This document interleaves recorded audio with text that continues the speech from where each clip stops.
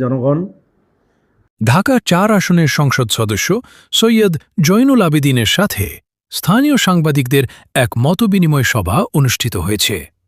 শনিবার রাতে আয়োজিত এ সভায় এমপি বলেন, সাংবাদিকরা সমাজের দর্পণ, সত্য ও প্রমাণভিত্তিক সংবাদ প্রকাশে আমি সব সময় সাংবাদিকদের পাশে থাকব।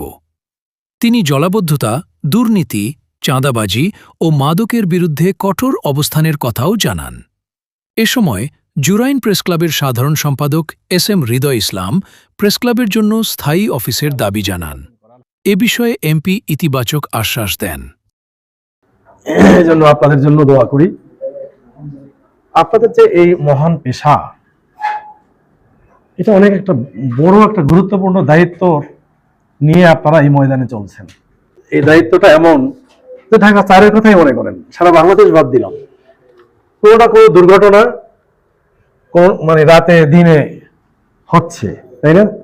আপনারা যখনই আপনার কাছে খবর আসে, এক ভাই যেমনি বললেন যে ভাই বাসায় হয়তো অসুস্থ আছে, কিন্তু এই অসুস্থ এবং কোনো একটা সংবাদ যদি পাই, তাহলে আমার কাছে প্রায়োরিটি পাই কোনটা? ওই সংবাদটা।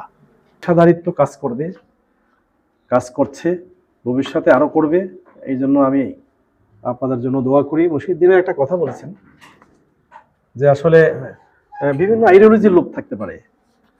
আমি জামাত ইসলামীর লোক, আরেকজন বিএনপি, আরেকজন জাতীয় পার্টি, একজন আওয়ামী লীগ, এরকম বিভিন্ন আদর্শের লোক আছে।